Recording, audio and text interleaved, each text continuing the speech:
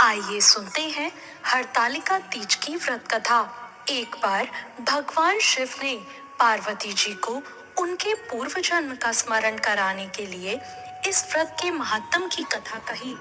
भगवान भोले शंकर बोले, हे गौरी, पर्वतराज हिमालय पर स्थित गंगा के तट पर तुमने अपनी बाल्यावस्था में 12 वर्षों तक अघोमुखी घोर तप किया। इतनी अवधि तुमने अन्न न खाकर पेड़ों के सूखे पत्ते चबाकर व्यतीत किए। माघ की विकराल शीतलता में तुमने लगातार जल में प्रवेश करके तप किया। वैसाख की जला देने वाली गर्मी में तुमने पंचाग्नि से शरीर को तपाया। श्रावण की मूसलाधार वर्षा में खुले आसमान के नीचे बिना अन्न जल ग्रहण किए तुमने समय व्यतीत किया। तुम्हारे पिता तुम्हारी कष्ट साध्य तपस्या को देखकर बहुत दुखी होते थे। तब एक दिन तुम्हारी तपस्या और तुम्हारे पिता के दुख को देखकर नारद जी तुम्हारे यहाँ पधारे। तुम्हारे पिता ने अपने पूरे दिल से उनका अतिथि सत्कार किया और उनसे आने का कारण पूछा। नारद जी ने कहा, गिरिराज, मैं भगवान विष्णु के भेजने पर यहाँ आया हूँ। आपकी कन्या ने बहुत कठोर तप किया है। इससे प्रसन्न होकर वो आपकी सुपुत्री से विवाह करना चाहते हैं। मैं इस संदर्भ में आपकी राय जानना चाहता हूँ। नारद जी की बात सुनकर गिरिराज गदगद हो उठे।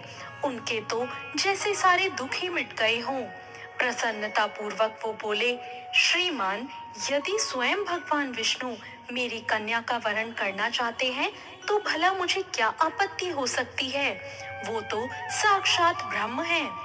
हे महर्षि, ये तो हर पिता की इच्छा होती है कि उसकी पुत्री सुख संपदा से युक्त होकर पति के घर की लक्ष्मी बने। पिता की सार्थकता इसी में है कि पति के घर जाकर उसकी पुत्री पिता के घर से भी अधिक सुखी रहे। और फिर तुम्हारे पिता की स्वीकृति पाकर नारद जी विष्णु जी के पास गए और उनसे तुम्हारे ब्याह के निश्चित होने का समाचार सुनाया। मगर इस विवाह संबंध की बात जब तुम्हारे कानों में पड़ी तो तुम्हारे दुख का ठिकाना ना रहा। तुम्हारी एक सखी ने तुम्हारी इस मानसिक दशा को समझ लिया और तुमसे इसका कारण जानना चाहा।